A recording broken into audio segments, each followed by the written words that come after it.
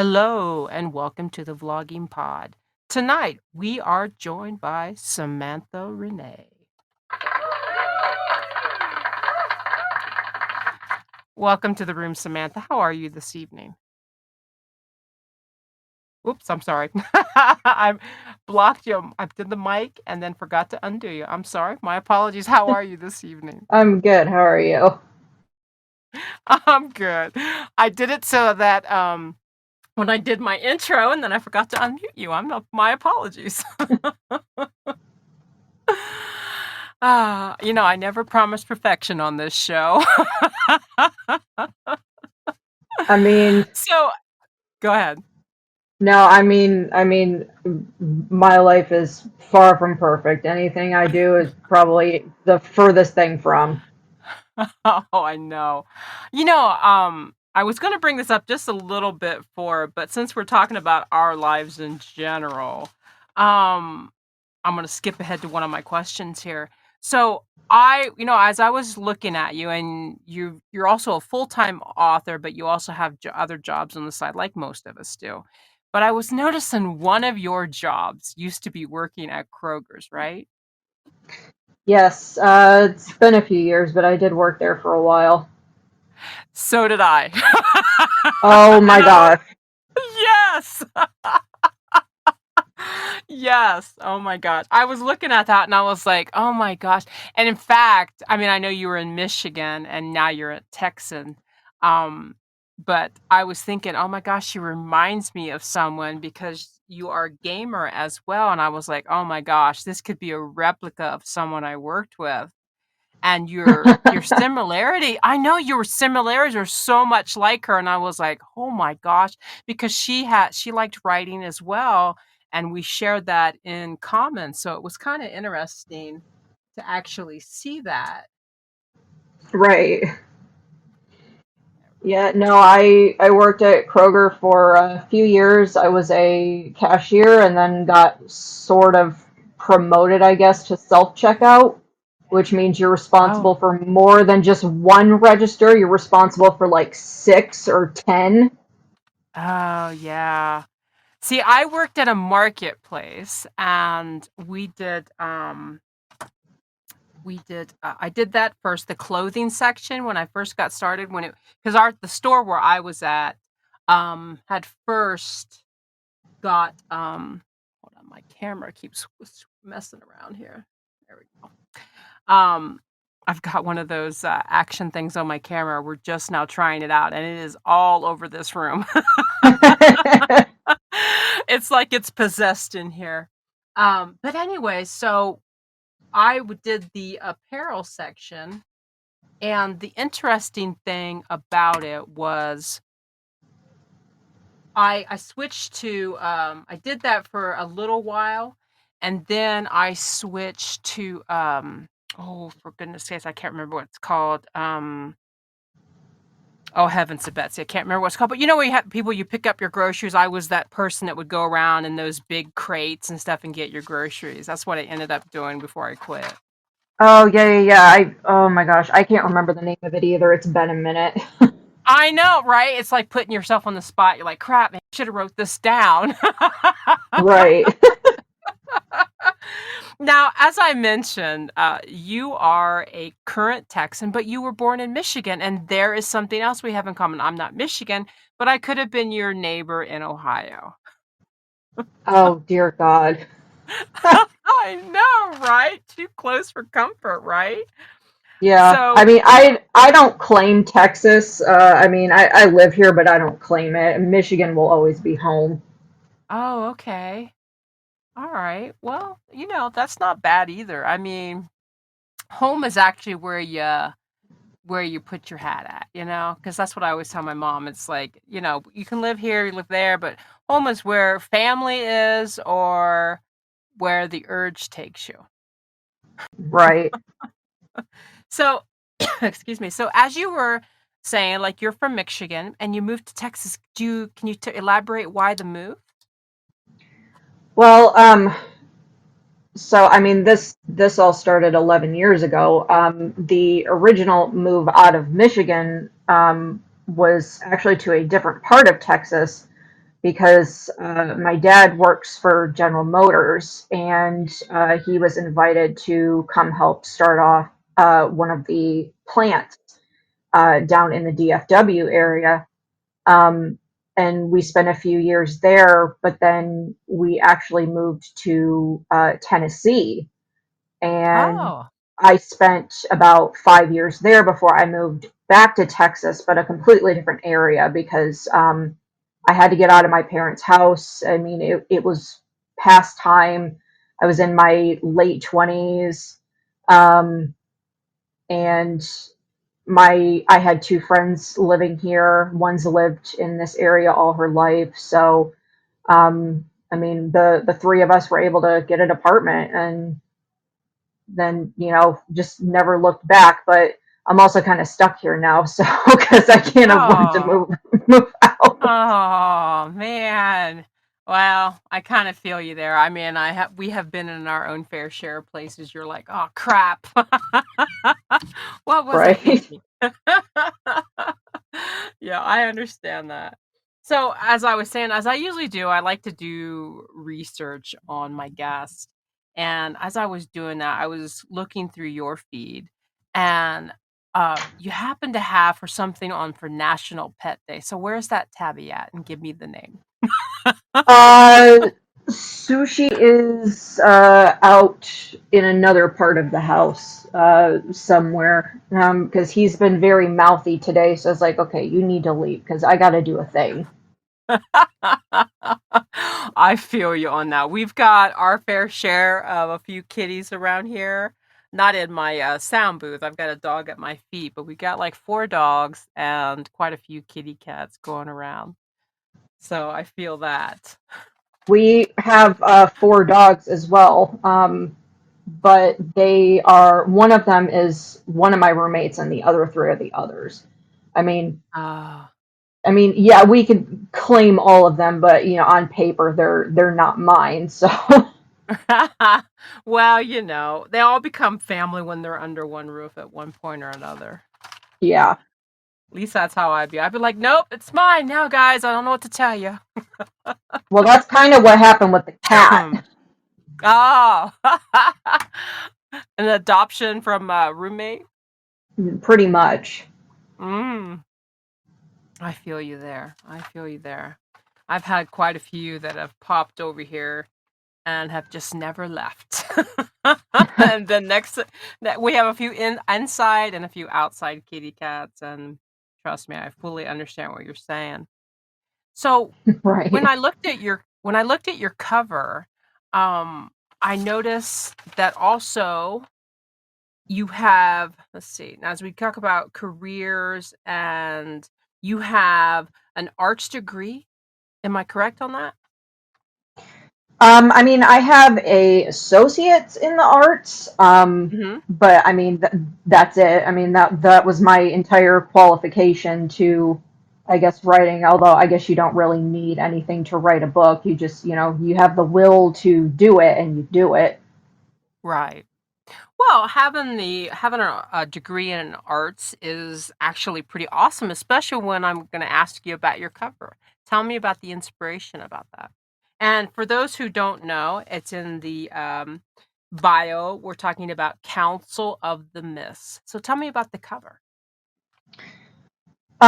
Well, so there's technically two of them because there was the original cover and then there was the upgrade. Hmm. Which I mean, it's the same concept, but the new version is more commercially accessible, I guess. But the original cover, which a good friend of mine actually put a lot of time and work into, that was what I wanted to like a T, every last detail. Um, I was, trying to think in my head, could, what should this cover be? And I was like, I keep seeing a chalice full of blood because vampires. And then I Mm. am seeing wings somehow. So probably like around the back of the chalice, for the Valkyrie. Mhm. And I'm like, okay, well, Kat, what can you do with this? And she did out a sketch, and I told her, okay, these are the colors because these colors are um, part of the the flag of Normandy, which is the home of the vampires and Valkyrie in my book. Mhm. And she did it up, and I was like, oh my god, that's the cover I saw. Um, and that, I mean, I was so excited about it. And then 6, 7 months go by, I'm not doing well with sales, and multiple people are telling me it's your cover. And Mm. I didn't want to. I wanted to be stubborn and say no, just keep going. And then I finally cracked one day and was like, okay, we're doing this. And I got getcovers.com to clean it up, I guess. I was like, I know you guys can't do like an exact replica because of copyright, but I need this same basic concept, Mhm. and I need it translated into a more commercially accessible cover. And that's the new cover, and that's what people can buy now. Okay, I get that. So, when you visually did you sketch it out yourself, or do you just knew mentally, visually in your own head how you wanted it to portray out to on the cover? Yeah, no, I can't draw. So my friend is the one that drew it. But I was like, okay, this is the description of what I need, and then she worked her magic. Oh, I gotcha. I gotcha. It's amazing as a writer, especially when you're writing the books, how you see it. Sometimes, even in my own work, I have a premise of the book, but I always find if I have the cover already done, then I leave it up on one part of my screen. I'm like, okay, this is my inspiration. And then I'll start writing the book. And then as the book evolves, I'm like, crap, I've got to change this cover. Right. Yeah, so I fully understand. So now, like I said, we're talking about the Council of the Mist. Can you tell me a little bit about this book? And from what I understand, this is your first book, correct? Yes, my first book. Okay. Okay. Can you tell me a little bit about the storyline?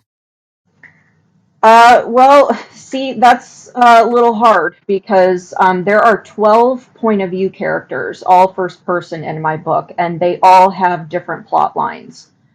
Mm, But if I'm going to give you a summary of everything, the book takes place on a continent that is hidden within our world. It's hidden in the Pacific Ocean.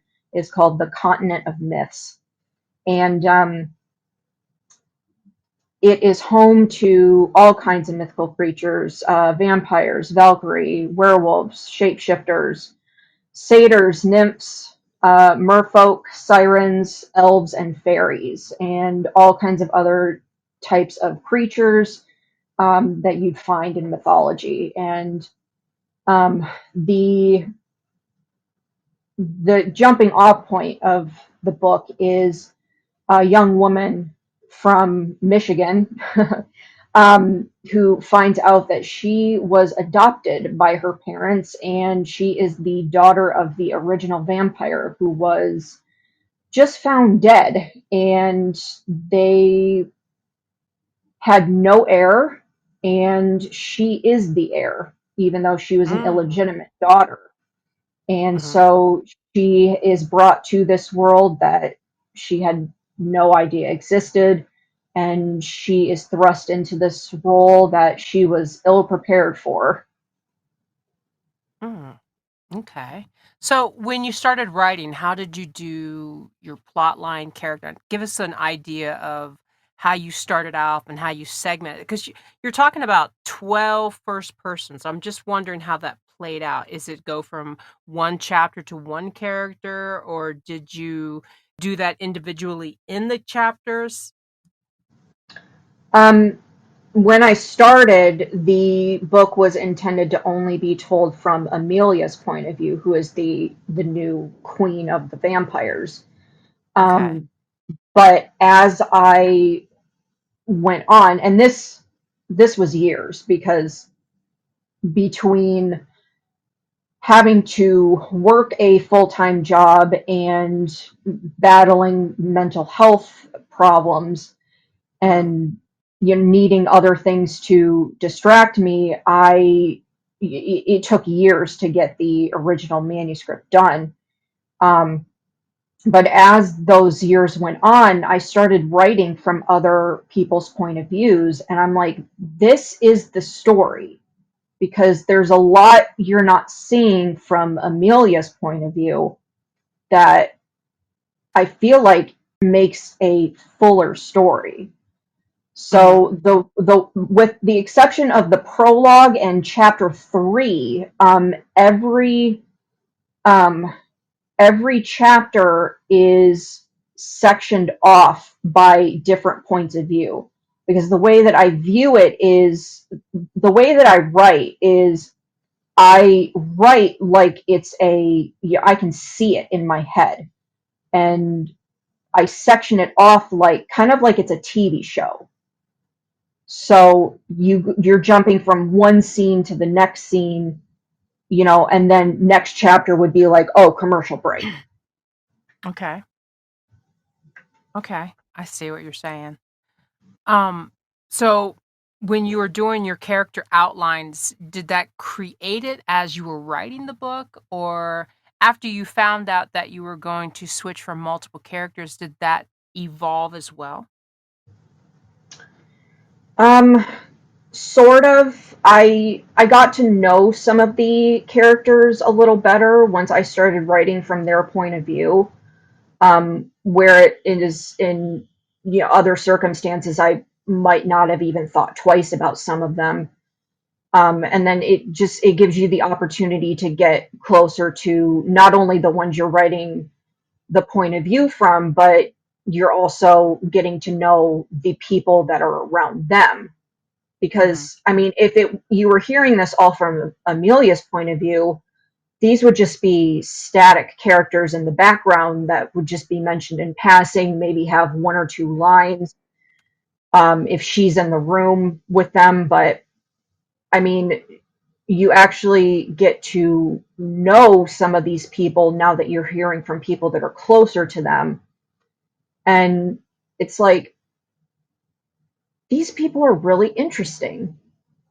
You get to develop them a little better than you would have. And I mean, there's a lot of them. I mean, there's a cast of hundreds in my book, but I mean, I love them all. And it's because I got to write from so many different points of view that I became attached to all of them and Right. felt like they got their due diligence of being more fully developed. Mhm.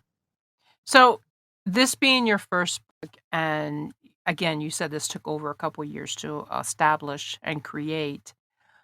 Tell me what you've learned from this as your first book and something that you might want to carry over into your next.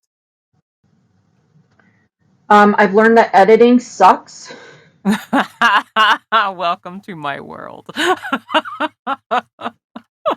It is the biggest headache, and I I wanted to cry a lot, Mm, and I said mhm, I already wrote the thing. Don't ask me to go back over it. mhm, Um, and I've learned that I need a blurb if I'm going to put this out there, because you got to put something on the back, and you got to draw people in. And I'm like, okay, well, same thing. I already wrote the thing. Don't ask me to summarize it.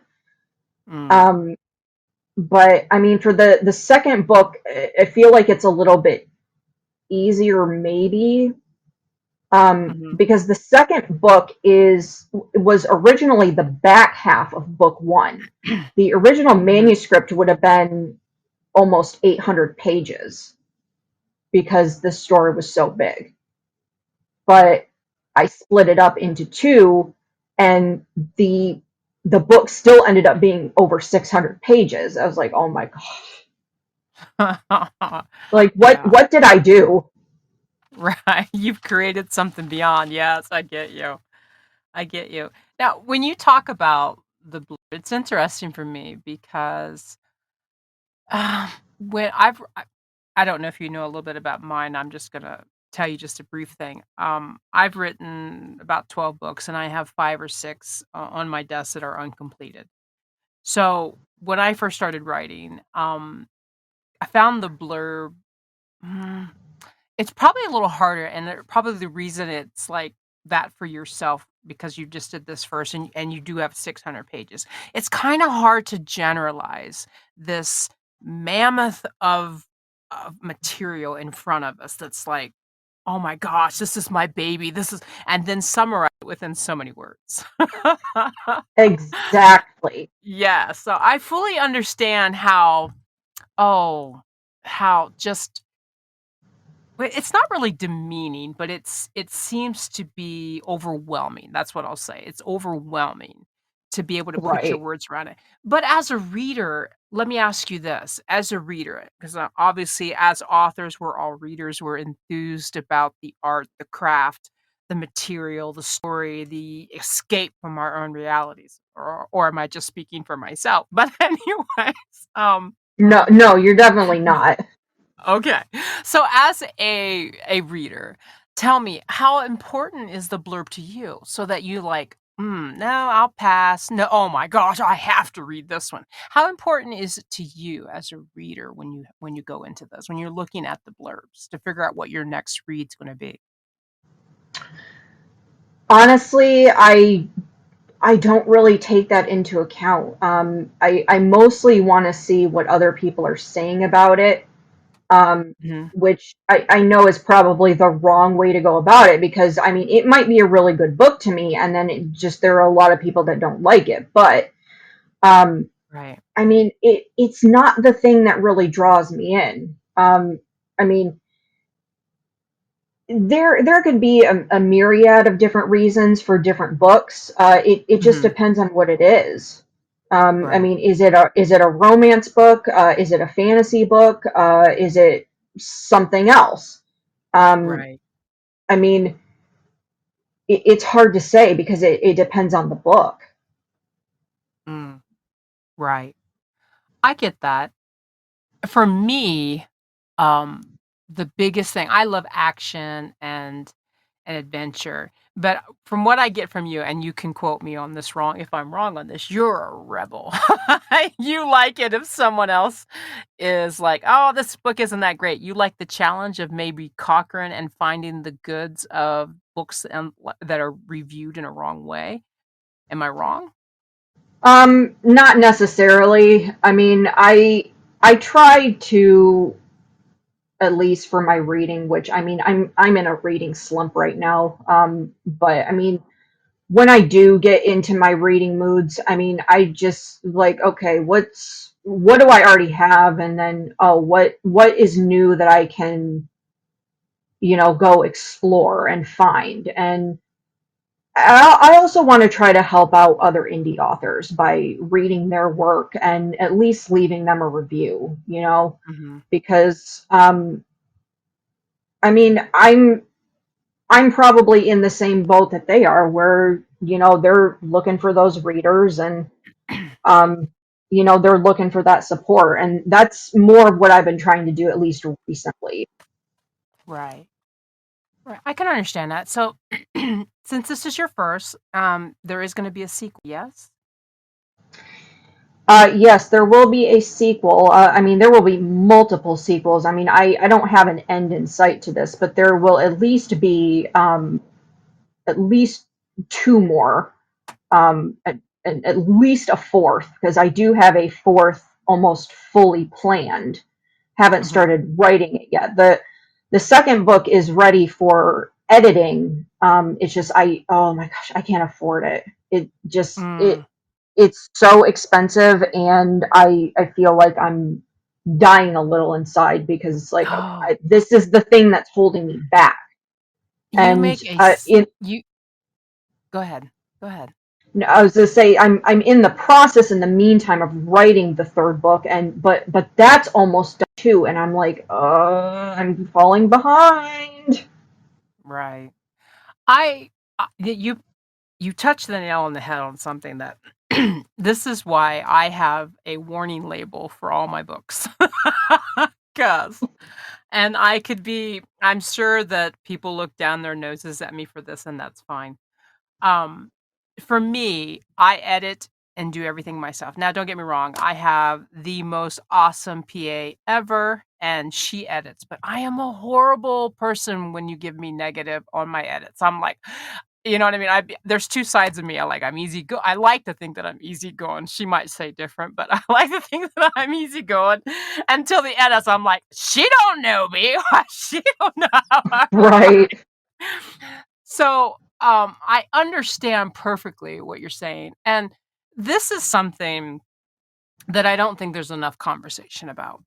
There are people that are very pro editing, okay? And I'm not saying that you shouldn't have it edited. Please, if anyone's listening, do not take that from what I'm saying. But let's break this down for anyone who doesn't have any common knowledge of writing, especially as an indie author. The majority of us pay for everything. Everything, Yep. okay? When I first started out, and you can look me up, guys, Ari Nelson, I'm all over. You can look at my book covers. I was very basic. I did some online tutorials and classes, got the material, got some equipment, got better with my book covers. I also ran an online magazine in order to do graphics and get better with them through the time. It's just like doing this podcast. This is so that I'm better at audibles because I'm recording audibles, and I also want to put myself out there to do other people's books, which is one reason I started this to become more articulate, because the more we practice at something, again, like graphics or whatever, writing in general, and here we go, the editing. It is very expensive. This is something I tried to tell everyone new that asked my opinion. The main way that you, as an author, can make a profit at writing. Now, don't get me wrong, there are some very successful writers out there, but the main general of how to make a profit from authoring is find something you can sell to another author. And that's the truth of it. It really is, because it takes such a long time. And even every book that you publish, for every 99 cents of your book, you probably only make 30 cents for every book that you publish. 30 cents for every 99 cents that you put out there. And it's expensive. Then you go and you put editing into it. Plus, you have to do graphics. You have to do formatting. Let's not get that. Because Yep. for a paperback has not the same measurements as a ebook. Totally different things. And not every ebook is the same measurements. If you're going on a Nook, if you're going on the typical e-reader for Amazon, everything, Kindle, there's my word, Kindle. Yep. And then I have a Kobo, all of which different editing formats, unless you are lucky enough to get into a situation where they're going to format it accordingly. But in the very beginning, you could tell, because as soon as you would open the book, the digital formations were totally off or totally different. So it took you a while to get all that established. And then meantime, the editing, which, by the way, is probably the most expensive part of writing your book. And then not to mention, 100%. yes, and people don't understand that. And the bigger the book, the more the cost. And then Mm-hmm. and then if you're unfortunate to get an editor who doesn't understand your writing style, oh my gosh, then there's a creative difference. Because not only in the sidelines are you going to get, I don't think this character does this. I mean, who's writing this? So there is a constant contradiction. So if you don't work hand in hand with your editor, this means having a real relationship with this person, then your book can flop just based on that. So it can flop based on um editing issues of your own, how you and I never thought, to be honest with you, when I first did my first book, I never thought that my writing was different until until I started getting edited. And then I was like, "Holy freaky oid." So, Exactly. yeah. So now on my books, I have always said that I am the unorthodox author. I have a complete like a disclaimer for all of my material. Even though, like I said, I work hands in hands with my personal assistant, and she's more than that because, like I said, she handles everything from this to that and everything, and also she listens to my drama. So, but if you don't have that connection, I mean, it can just fall, and people don't understand that. This is another big reason why I have such an issue when people download for free, because it is such an expensive endeavor, and people don't understand that writing, it's just like, to me, it's just like painting. Every artist has their own perception, even the way words are done. I don't know if you've ever listened to Fry. Um, he's British, and he does this he does this YouTube video, and he talks about grammar and how it's perceived and how it's changed and how every perception of an author or writer is different. And in order to open any page, one should enter that realm as you are entering any artistic endeavor, like as if you were walking into a museum. Every piece should be perceived differently. But that's just me. This is, like I said, that you step on a small thing there that I'm like, "Yo, let me wrap myself around that." Right. I mean that it's just the most frustrating part of the whole process is that it's either, well, I have book one professionally edited, but then Mhm, I could make the choice to do editing myself to book two with just the mhm, help of alpha readers and beta readers and having them look for things. But then I feel like, is it going to come off as a completely different book, like a mhm, different style, like someone else wrote it, if I don't have it professionally edited?